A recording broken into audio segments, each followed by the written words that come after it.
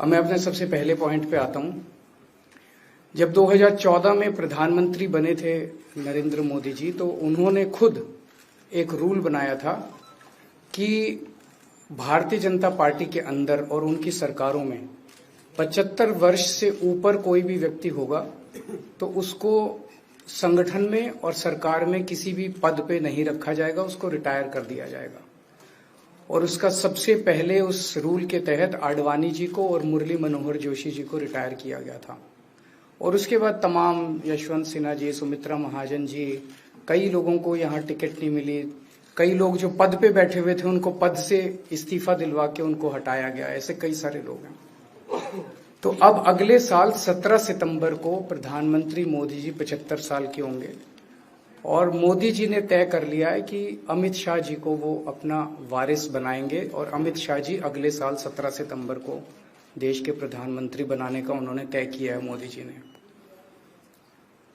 इसके ऊपर मोदी जी पिछले 1-2 साल से लगे भी हुए हैं, क्योंकि भारतीय जनता पार्टी के अंदर अमित शाह जी के सामने जो जो बाधाएं पैदा कर सकता था नेता, एक एक करके उन सब नेताओं को साइड कर दिया गया, उनका पत्ता साफ कर दिया गया।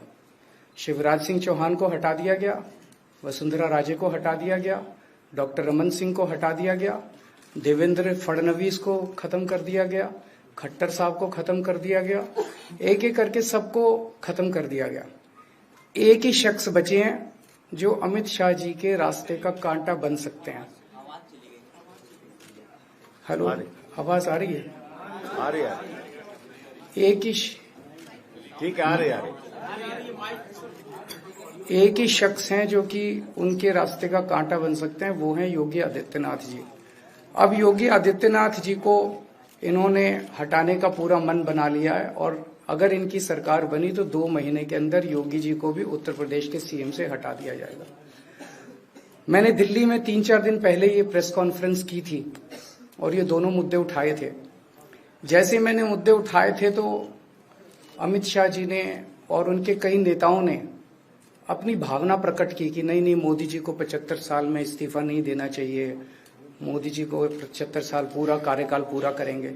उन सब की भावनाओं की मैं कद्र करता हूं, क्योंकि अपने नेता के लिए जब भी ऐसी बात होती है तो सब लोग सामने आके बात करते हैं। लेकिन बड़ी बात यह है कि मोदी जी ने ऐसा नहीं कहा कि मैं 75 साल पे इस्तीफा नहीं दूंगा, मैं रिटायर नहीं होऊंगा। उनका अपना बनाया हुआ रूल है और मुझे पूरी उम्मीद है कि मोदी जी का अपना बनाया हुआ रूल है और मोदी जी अपने रूल को फॉलो करेंगे। नहीं तो लोग कहेंगे कि मोदी जी ने ये रूल आडवाणी जी को हटाने के लिए बनाया था, जब अपनी बारी आई तो नहीं। तो मोदी जी इस रूल का फॉलो करेंगे, ये पूरा यकीन है देश के लोगों को कि उन्होंने खुद रूल बनाया तो खुद फॉलो करेंगे। दूसरी बड़ी बात जो हुई कि जब मैंने कहा कि योगी आदित्यनाथ जी को 2 महीने में हटा दिया जाएगा, इस पे अभी तक भाजपा के किसी नेता की टिप्पणी नहीं आई है। 4 दिन हो गए। इसका मतलब ये तो कंफर्म करता है कि उन्होंने पूरी प्लानिंग कर ली है और उनके पक्ष में कोई बोलने के लिए तैयार नहीं है योगी आदित्यनाथ जी के। तो उनका हटना अब लगभग तय है कि योगी आदित्यनाथ जी को उत्तर प्रदेश के सीएम पद से हटाया जाएगा।